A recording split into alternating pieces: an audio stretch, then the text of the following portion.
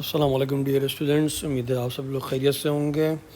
ये हमारा as physics 9702 physics chapter number 3 dynamics के सिलसिले का दूसरा लेक्चर है, सेकंड लेक्चर है और इसका टॉपिक जो है वो मोमेंटम है। मोमेंटम में हमें कई चीज़ें डिस्कस करनी है, इसलिए इसको मैं कुछ पार्ट्स में डिस्कस करूँगा। ये लेक्चर जो है वो पार्ट 1 है। हम यहाँ से बात शुरू करते हैं कि डेफिनेशन क्या है मोमेंटम की। तो it's very simple, the product of the mass and the velocity of a body. यानी अगर कोई बॉडी मूव कर रही है और उसके मास को हम उसकी वेलोसिटी से मल्टीप्लाई करें तो उस वक्त जो हमारे पास एक क्वांटिटी आती है उसको हम मोमेंटम कहते हैं। So this is the most important thing और basic definition, the product of mass and the velocity of a body। अब ये आपको बिल्कुल बाई हार्ट याद होनी चाहिए डेफिनेशन, इसलिए कि ये आपसे बार बार ये चीज़ें मालूम करते हैं।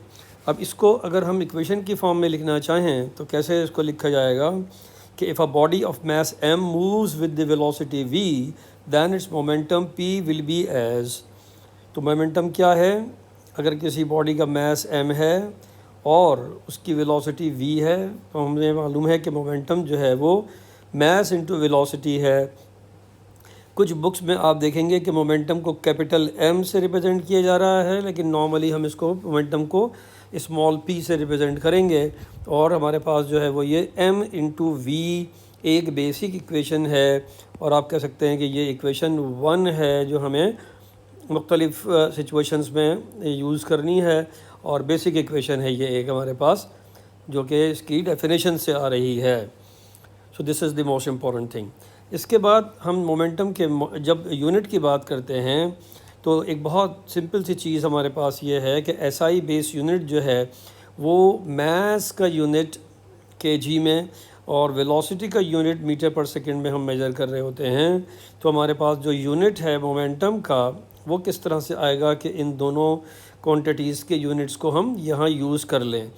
तो केजी हमारे पास जो है मास का यूनिट और मीटर पर सेकंड हमारे पास जो है वो वेलोसिटी का यूनिट है, इसलिए हम केजी मीटर पर सेकंड यहाँ पर देख रहे हैं कि यूनिट हमारे पास या बेसिक यूनिट हमारे पास एसआई यूनिट जिसको हम कह सकते हैं मोमेंटम का आ रहा है। यहाँ पर रुककर एक चीज़ हमें फौरी तौर पर महसूस होती है कि जब हम ये लिख रहे हैं केजी मीटर पर सेकंड तो यहाँ हमने एक और यूनिट देखा था जो kg metre per second square था। ये kg metre per second square हमारे पास F is equal to MA से आ रहा है, यानी बेसिकली ये जो यूनिट है वो फोर्स का यूनिट है अगर आप रिकॉल कर सकें तो हमें फ़ौरन ये महसूस होता है कि इसका मतलब ये है कि मोमेंटम में और जो फोर्स है उसमें कुछ ना कुछ एक रिलेशन मौजूद है। तो हमने कहा कि हम उसको कैसे मैनिपुलेट करें और कैसे देखें। तो अगर हम यहाँ पर राइट हैंड साइड पर अपने जो यूनिट हमारे पास है केजी मीटर पर सेकंड उसको हम सेकंड डिवाइडेड बाय सेकंड से मल्टीप्लाई कर दें तो एज सच हमारे पास कोई फ़र्क नहीं पड़ता, क्योंकि बेसिकली ये कैंसिल होकर 1 हो जाएगा। लेकिन इसका पर्पस क्या है? इसका पर्पस ये है कि हमने देखा कि KG metre per second square अगर हम कहीं ले आएँ तो ये एक यूनिट जो फोर्स का था वो हमें जो है वो मिलेगा। तो हमने कहा कि इसका मतलब ये है कि हम इसको थोड़ा सा मैनिपुलेट करके एक नई शक्ल दे सकते हैं केजी मीटर पर सेकंड को। कैसे दे सकते हैं वो हमने यहाँ किया है कि हमने सेकंड इंटू सेकंड से सेकंड डिवाइड बाय सेकंड से इसको मल्टीप्लाई कर दिया है। तो हमें पता ये चला कि इस सेकंड को हमने सेकंड से मल्टीप्लाई किया यानी डिनोमिनेटर को, तो ये हमारे पास आ गया KG metre per second square. और जब हमने दूसरे सेकंड को देखा तो ये ज़ाहिर है कि एक हमने इसको अलग कर दिया, तो मालूम ये हुआ कि ये kg metre per second square जो था ये न्यूटन था, यानी हमारे पास फोर्स का यूनिट है। तो इसका मतलब ये हुआ कि हमारे पास जो मोमेंटम का यूनिट है in terms of force and time वो हमारे पास ये यूनिट आ जाता है। तो be careful of this manipulation. तो हम कह सकते हैं कि हमारे पास जो है वो मोमेंटम का जो एसआई यूनिट है बेसिकली वो हम यहाँ लिख सकते हैं। जो हमने बेस यूनिट्स यूज़ किए हैं वेलोसिटी के और मास के यूनिट्स हमने देखे हैं, और जो हमारे पास उससे रिज़ल्ट आ रहा है या उससे जो यूनिट आ रहा है वो simply KG metre per second है। लेकिन अगर इसको हमने थोड़ा सा मैनिपुलेट किया तो हमारे पास मोमेंटम का एक नया यूनिट भी हमें दिखता है और आता है, और वो क्या है, तो पता चला कि वो हमारे पास न्यूटन सेकंड आ रहा है। तो this is very very important, आपको ये जहन में रखना चाहिए कि ये यूनिट जो है वो न्यूटन सेकंड भी हो सकता है और ये यूनिट जो है वो केजी मीटर पर सेकंड भी हो सकता है। तो ये एमसीक्यूज़ में भी मालूम कर सकते हैं आपसे, और जो है वो जो आपका थ्योरी पेपर है उसमें भी इस तरह की सिचुएशन और क्वेश्चनिंग आपसे की जा सकती है। तो be careful of this change, it's not very difficult but you have to have the understanding of this manipulation. तो एक तो चीज़ ये हो जाती है। फिर हमने जैसे अभी हमने कहा कि हमारे पास जो है वो फोर्स से हमें एक रिलेशन महसूस होता है मोमेंटम का, तो यही हमने एक यहाँ नई हेडिंग यूज़ की है कि relation between the momentum and the force applied on the body. हम एक रिलेशन देखना चाहते हैं जो मोमेंटम और फोर्स अप्लाइड के दरमियान है, तो वो किस तरीके से हम देखें। तो हमने कहा कि late us consider a body of mass m, एक हमारे पास मास m वाली एक बॉडी है, moves with initial velocity u, जो कि इनिशियल वेलोसिटी u से मूव करती है या कर रही है। और जब हमने ये चीज़ें लिखी तो हम बिल्कुल सिंपली ये कह सकते हैं कि ये initial momentum of the body है जो mu की सूरत में लिखा जा सकता है। Now if a force is applied on the body and its new velocity is a v, then we can write, अब हम जो है वो पढ़ के आए हैं कि हमारे पास फोर्स का एक इफ़ेक्ट जो है वो change in the magnitude of velocity है। तो ये हमने देखा कि इसकी वेलोसिटी u थी, हमने एक फोर्स अप्लाई की और वो वेलोसिटी u से v में चेंज हो गई, इंक्रीज़ हो गई। तो हमने कहा कि हमारे पास इसका मतलब क्या है कि फ़ाइनल वेलोसिटी जो है वो in terms of final momentum जो है वो in terms of final velocity of mass लिखा जा सकता है। तो ये हमने कहा कि हमारे पास इक्वेशन जो आ रही है वो mv final momentum of the body के लिए इक्वेशन है। बहुत सिंपल सी बात यह है कि इसका मतलब ये है कि हमारे पास बेसिकली जो चेंज आ रही है वो mv हो गई है मोमेंटम इसका mu से। तो हमने कहा कि भाई चेंज को कैसे मेंशन करें, तो चेंज ऑफ मोमेंटम जो है वो सिंपली mv माइनस mu आ गया। अब अगर ये जो हमारे पास चेंज ऑफ मोमेंटम है वो टाइम t में हो रहा है, तो हम क्या कर सकते हैं कि इस इक्वेशन को दोनों तरफ अगर t से डिवाइड करें, टाइम से डिवाइड करें, तो एक हो जाएगा हमारे पास rate of change of momentum, यानी change of momentum of the body divided by time, rate of change of momentum with respect to time, और जाहिर है दूसरी तरफ mv minus mu divided by time आ रहा है। यहाँ पर आप बहुत इजीली m को कॉमन ले सकते हैं, तो आपके पास एक चीज़ ये आ जाएगी कि m into v minus u divided by t. और आपको पता है कि जो आपके पास ये वाला पार्ट है v minus u divided by T, ये आपके पास जो है वो एक्सेलरेशन है। तो इसका मतलब है कि ये नई इक्वेशन जो डेवलप हुई वो ma हुई है। यहाँ पर रुककर एक चीज़ बहुत सिंपली आप देख सकते हैं और कह सकते हैं कि according to Newton's second law, according to Newton's second law आपके पास ये भी एक इन्फॉर्मेशन है कि F is equal to ma। तो इसका मतलब क्या है कि आप यहाँ पर एट द एंड ये लिख सकते हैं कि आपके पास F is equal to ma की सूरत में जब आपने इसको लिखा तो अल्टीमेटली जो बात सामने आई वो ये आई कि rate of change of momentum हमेशा अप्लाइड फोर्स के बराबर होता है। This is the most important thing. तो ये आपने अगेन एक very basic equation you have, so you have to remember this equation as well. Number of times you will see the application of this very important equation. Rate of change of momentum is equal to force applied on the body. यानी अगर आपके पास फर्ज कर लीजिए कि एक body है और इसको आप एक समझ लें ब्लॉक की शक्ल में देख रहे हैं, और मालूम ये हुआ कि इसका मास जो था वो m था। यहाँ आपने देखा कि ये सपोज़ कि एक इनिशियल वेलोसिटी u से मूव कर रहा था। जब आपने इसके ऊपर एक फोर्स अप्लाई की तो ये जो था इसकी वेलोसिटी इंक्रीज़ हो गई, और अब वो वेलोसिटी v से मूव कर रहा है। तो आपने कहा कि हमारे पास जो है वो चेंज ऑफ मोमेंटम हुआ, और rate of change of momentum जो है वो इस फोर्स के बराबर है जो इसके ऊपर अप्लाई की गई है। सो this is the most important, जो इसके ऊपर अप्लाई की गई है। तो इसको याद रखिए कि the rate of change of momentum is basically the force applied on the body. अब यहाँ जैसे ही आप ये बात सीखते हैं तो एक बात फ़ौरन और जहन में आपके आती है या आनी चाहिए, और वो ये है कि फोर्स एक वेक्टर क्वांटिटी है और मोमेंटम भी एक वेक्टर क्वांटिटी है। फोर्स का तो आपको पहले से पता है, मोमेंटम के बारे में मैं आपको फिर बता रहा हूँ कि मोमेंटम जो एक वेक्टर क्वांटिटी है। अच्छा, यहाँ एक और बात भी हम करते चले, हमने अपने प्रीवियस डिस्कशन में जिसमें न्यूटन्स लॉज हमने पढ़े, वहाँ हमने ये कहा था कि मैस जो है, मैस ऑफ द बॉडी, ये इनर्शिया है, या इनर्शिया को डिटरमिन करने के लिए मैस ऑफ द बॉडी आप देखते हैं। अब यहाँ पर हम ये देख रहे हैं कि एक बॉडी है और उसकी वो इनिशियल वेलोसिटी u है और फाइनल वेलोसिटी v है, तो इसका मतलब है कि उसके अंदर एक मोशन यानी स्टेट ऑफ मोशन में है वो बॉडी। तो क्वांटिटी ऑफ मोशन कैसे पता चले कि क्वांटिटी ऑफ मोशन क्या है? तो याद रखिए कि क्वांटिटी ऑफ मोशन डिटरमिन करने के लिए आपको मोमेंटम मिलता है। तो momentum is the quantity which will determine the quantity of motion in a body. So this is very very important to remember कि हमारे पास इनर्शिया जो है वो डिटरमिन करती है कि कितनी आसानी से आप उसको रोक सकते हैं या नहीं रोक सकते हैं, और मैस आपको बताता है कि इनर्शिया कितना है। लेकिन जब आप जो है वो मोमेंटम की बात करेंगे तो ये आपको देगा quantity of motion in a body. So this is very very important. एक बात ये भी बच्चों को कंफ्यूज करती है कि जी चेंज ऑफ मोमेंटम या जो है वो किसी भी क्वांटिटी का चेंज जो है वो किस तरह से देखा जाए यूनिट की टर्म्स में, या उसका यूनिट क्या होगा। तो ये याद रखिए कि यूनिट जो है वो किसी भी क्वांटिटी का और चेंज ऑफ क्वांटिटी का हमेशा सेम होता है। तो ये मैंने यहाँ पॉइंट लिख दिया है कि the unit of change of momentum is same as the unit of the momentum.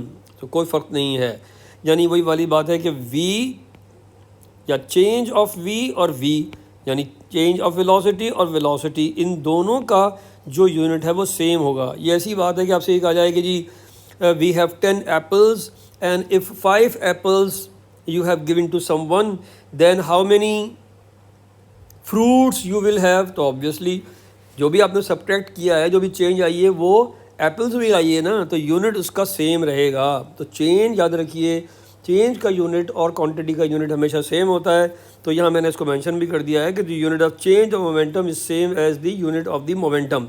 यहाँ अब हमारे पास जो है वो एएस में ये नहीं है इस तरह से, लेकिन आपको थोड़ा सा रिकॉल अगर आप करें तो आप ये पढ़ चुके हैं कि आपके पास जो है वो चेंज ऑफ मोमेंटम जो है वो इम्पल्स कहलाता है। तो this is also very important. और यहाँ से एक और बात आपको सीखने को मिलती है कि जब आप ये लिख रहे हैं कि F is equal to mv minus mu divided by t या डेल t, तो यहाँ पर फिर इस तरह से भी लिखा जा सकता है। तो चेंज ऑफ मोमेंटम या जो आपके पास फोर्स इनटू द टाइम है, वो दोनों इम्पल्स मिलते हैं। तो जिसको याद रखिए कि इम्पल्स जो है वो चेंज ऑफ मोमेंटम है। तो अगर कहीं आपसे इम्पल्स मालूम किया जाए तो मैस को आप मल्टीप्लाई कर सकते हैं वेलोसिटी के चेंज से, या इन अदर वर्ड्स अगर आपके पास फोर्स की टर्म्स में डेटा हो तो force multiply by delta T, this will also be the impulse.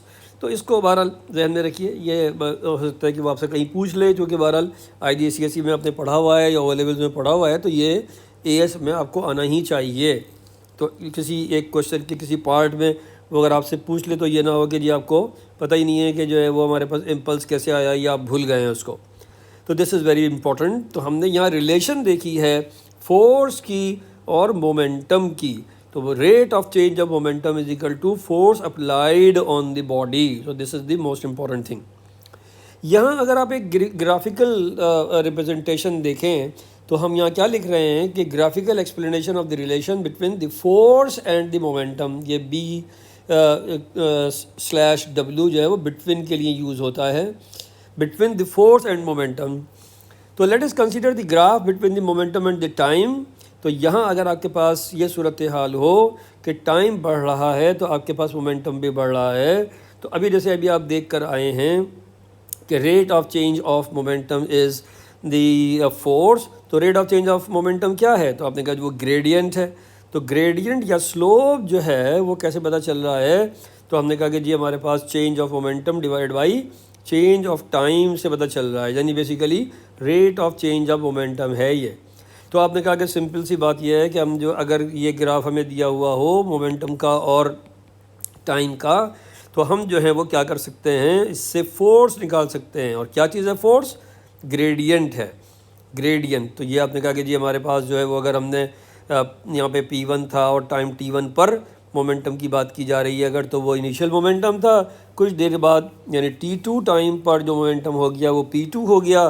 तो चेंज इन मोमेंटम ये आया और चेंज इन टाइम ये आया, तो इनकी रेशो जो है वो हमें ग्रेडियंट देगी।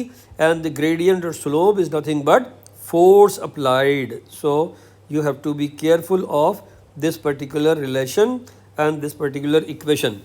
तो यहाँ हम अब अगर इस पूरी गुफ्तगू को समअप करें तो हम उसकी हेल्प से एक बात सिंपल सी ये कह सकते हैं कि rate of change of momentum, rate of change of momentum हमारे पास फोर्स है, या फोर्स की डेफिनेशन क्या है? Rate of change of momentum.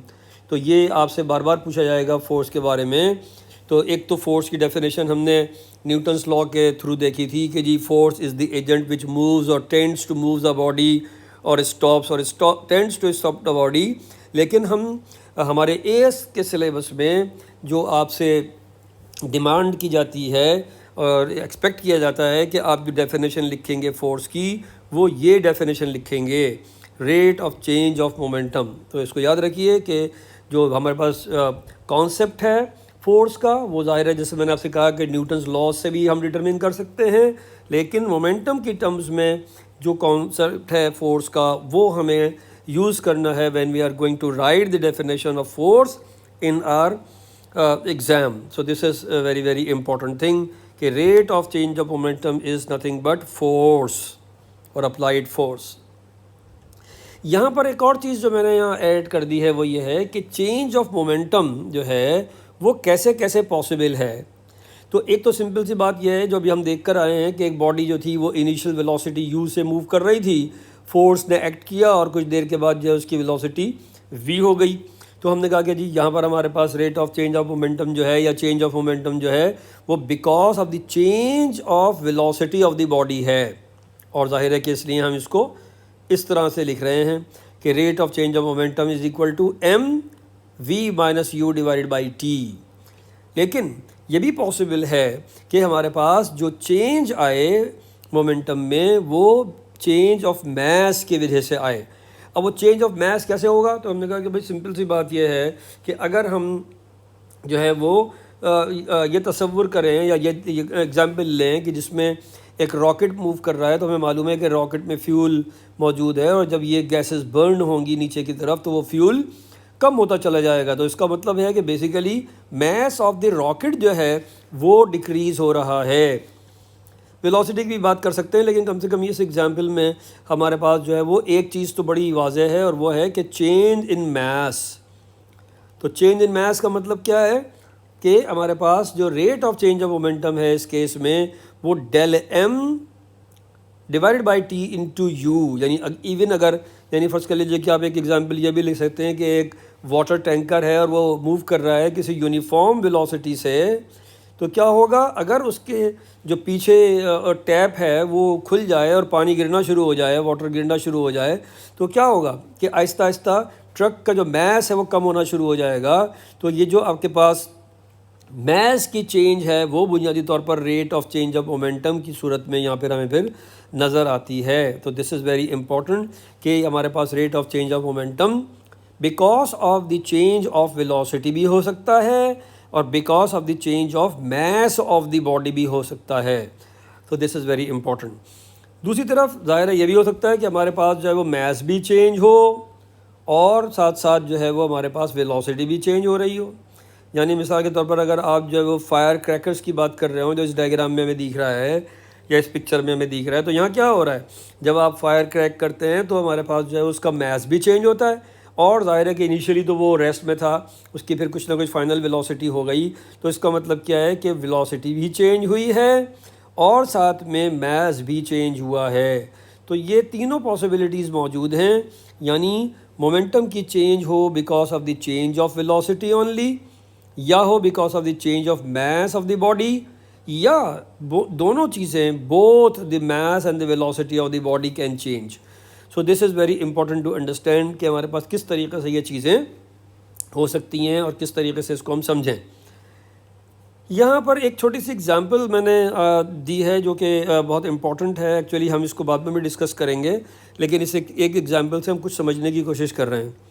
इस क्वेश्चन को देखें और यहाँ पर ये कहा जा रहा है कि a baseball of mass 0.15 kg travelling horizontally at 40 metre per second due east collides with a baseball bat. तो यहाँ हम ये कह सकते हैं कि हमारे पास जो मैस है वो दिया हुआ है, इनिशियल वेलोसिटी दी हुई है और उसकी डायरेक्शन दी हुई है कि ईस्ट में ट्रेवल कर रही है। वो एक बेसबॉल बैट से हिट करती है या कोलाइड करती है। The collision last for 1.15 millisecond. तो इसका मतलब क्या है कि हमारे पास जो बैट उसके ऊपर फोर्स लगा रहा है वो इस टाइम इंटरवल में है। Immediately after the collision the baseball travels horizontally at 50 metre per second due west.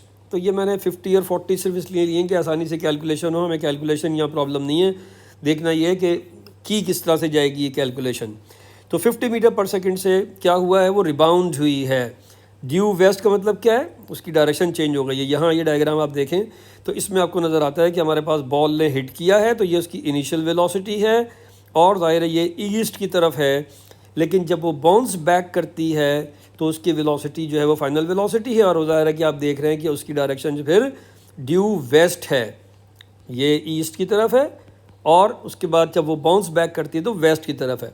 तो ये हमारे पास एक चीज़ है। अब यहाँ देखें कि पूछ क्या रहा है वो आपसे या क्या पूछा जा सकता है। तो पहली बात उसने ये कही कि डिटरमिन द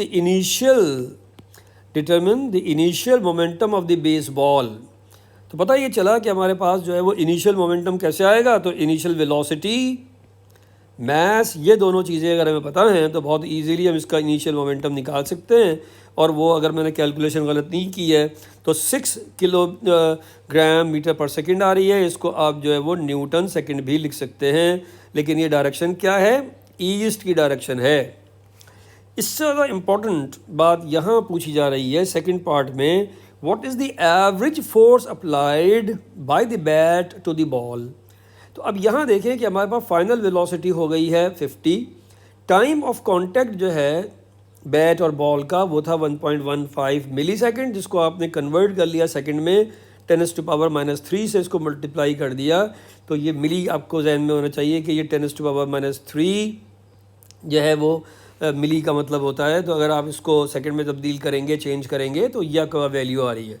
अभी जो हम इक्वेशन देख कर आए हैं वहाँ पर हमारे पास जो पहली चीज़ थी वो नॉर्मली आप देखते हैं कि मोस्टली आपको वेलोसिटी चेंज की शक्ल में ही नज़र आती है। तो अप्लाइड फोर्स जो है, एवरेज अप्लाइड फोर्स, वो ये इक्वेशन हम पढ़ के आए थे। यहाँ पर देखिए कि हमारे पास मैथ्स तो डायरेक्ट कॉमन था तो मैंने इस तरह लिख दिया है। यहाँ पर नोट करने की ज़रूरत है कि फ़ाइनल वेलोसिटी इसकी वेस्ट में अगर है तो वो हमारे पास 50 है और जो हमारे पास ये जो थी इनिशियल वेलोसिटी वो ज़ाहिर है कितनी थी, 40 थी। तो अगर हमारे पास जो वेस्ट की डायरेक्शन है उसको अगर हम देखें तो फिर ईस्ट की डायरेक्शन उसके जस्ट अपोजिट है। तो यहाँ पर आप फिर ऐड करेंगे इन दोनों वेलोसिटीज़ को। सो this is the most important case. जब भी आप इस तरह की कोई सिचुएशन देखें कि जहाँ बॉल ने हिट किया है और उसके बाद फिर वो बाउंस बैक हुई है, तो ये याद रखिए कि इन वेलोसिटीज़ को, जो इनिशियल वेलोसिटीज़ हैं, फाइनल वेलोसिटीज़ हैं, ऐड किया जाएगा। चूँकि एक की डायरेक्शन दूसरे के मुकाबले में नेगेटिव है तो ये नेगेटिव नेगेटिव पॉजिटिव हो जाएगा और ये वाला पार्ट जो है वो आपको पॉजिटिव देगा। यहाँ ये ख्याल रखिए कि ये वेस्ट की डायरेक्शन है, ये ईस्ट की, लेकिन जब आप ईस्ट की डायरेक्शन को वेस्ट के टर्म्स में लिखते हैं तो ये चेंज हो जाता है साइन और दायरे के पॉजिटिव हो जाएगा। फिर ये इसका मतलब ये है कि आप ये कह सकते हैं कि आपने लेफ़्ट साइड जो है वो यहाँ पर एज सच पॉजिटिव ली हुई है और जो है वो अल्टीमेटली ईस्ट का अपोजिट है, ज़ाहिर है वो। तो आपके पास अप्लाइड फोर्स जो है वो इस तरह से आ रही है। ये बहुत एक इम्पॉर्टेंट एग्जांपल थी तो मैंने चाहा कि इसको डिस्कस कर लिया जाए। तो ये चीज़ है। इसके बाद हम एक और काम ये करते हैं कि यहाँ पर हमारे पास एक छोटा सा सेट ऑफ टेस्ट कह लें आप मौजूद है, चेक योर अंडरस्टैंडिंग। तो ये हमारे पास express your understanding of the concept and mathematics of the momentum by answering the following questions. click the button to view the answers. Determine the momentum of A. अब यहाँ पर यानी हमारे पास किसी एक बॉडी की बात की जा रही है, उसमें उसने यहाँ 3 आपको जो है वो चीज़ें या पार्ट्स दिए हैं, जिसमें एक 60 kg half back moving eastward at 9 metre per second, यानी एक हाफ बैक एक साहब का नाम उन्होंने रख दिया, और जो है या एक कोई अपने कहा कि बॉडी है वो 60 kg की है और वो 9 मीटर पर सेकेंड से मूव कर रही है, तो उसका मोमेंटम क्या होगा।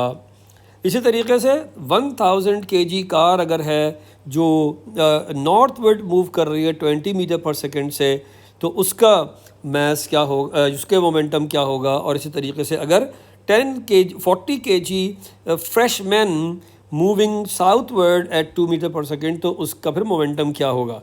तो बहुत इजी है हमारे पास जो है वो, इसमें सिंपली हमें मैसेस को वेलोसिटीज से मल्टीप्लाई करना है और दायरे के डायरेक्शन को देख लेना है। तो यहाँ आंसर्स देख लें, तो हमने कहा कि मोमेंटम जो है वो हमारे पास m × v है, और ये हमारे पास जो है सिंपली क्या आ रहा है 60 × 9, तो पहले का आंसर 540 है और दायरे ईस्ट की तरफ है। दूसरा हमारे पास 1000 kg था और 20 मीटर पर सेकंड से ट्रैवल कर रहा था, तो हमारे पास जब वो 20,000 kg मीटर पर सेकंड है टुवर्ड्स नॉर्थ। और इसी तरीके से सी पार्ट जो था उसमें भी मैस दिया हुआ था और जो है वो वेलोसिटी दी हुई थी, तो इनको जब आप मल्टीप्लाई करेंगे तो आपके पास जो है वो इसका भी मोमेंटम पता चल जाएगा, जो कि 80 kg मीटर पर सेकंड आ रहा है। तो इट्स वेरी सिंपल, होपफुली ये क्लियर है चीज़ें। दूसरा जो एक सेट है क्वेश्चंस का, a car possesses 20,000 units of momentum. अब देखिए उसने यूनिट्स की बात की है और उसने कोई kg मीटर पर सेकंड या न्यूटन सेकंड नहीं कहा, तो आपको भी इसकी फिक्र करने की ज़रूरत नहीं है। What would be the cars new momentum if, अब मोमेंटम की बात कर रहा है, अगर आप जो है वो वेलोसिटी डबल कर दें तो क्या होगा। तो ऑब्वियसली आपके पास मैथ तो यही है जो उसने दिया हुआ है, और जो है वो इसमें आपने वेलोसिटी को मल्टीप्लाई करना है। तो आपने कहा जो भी वेलोसिटी थी उसकी, उस वेलोसिटी से अगर हम उस वेलोसिटी को अगर डबल कर देंगे तो मोमेंटम भी डबल हो जाएगा। तो यहाँ पर आपके पास जो है वो 40 यानी यूनिट्स इसने कहा है, यानी सिंपल सी बात यह है कि doubling the velocity will double the momentum. और इसी तरीके से जो आपके पास सिचुएशन है वो क्या है, वेलोसिटी ट्रिपल कर दें तो क्या होगा। तो आपने कहा कि जो है फिर हमारे पास मोमेंटम भी ट्रिपल हो जाएगा।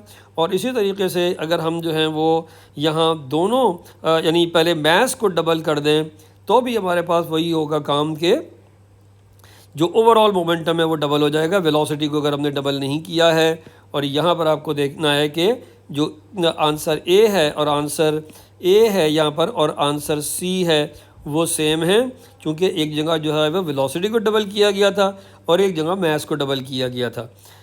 लेकिन अगर आप दोनों यानी वेलोसिटी को भी और मैस को भी डबल कर दें तो फिर क्या होगा कि आपके पास जो है वो चीज़ें मैस का भी डबल और वेलोसिटी भी डबल, तो 4 टाइम्स हो जाएगा। तो यहाँ आप देख रहे हैं कि 80,000 यूनिट्स आपके पास फिर टोटल मोमेंटम आ जाएगा।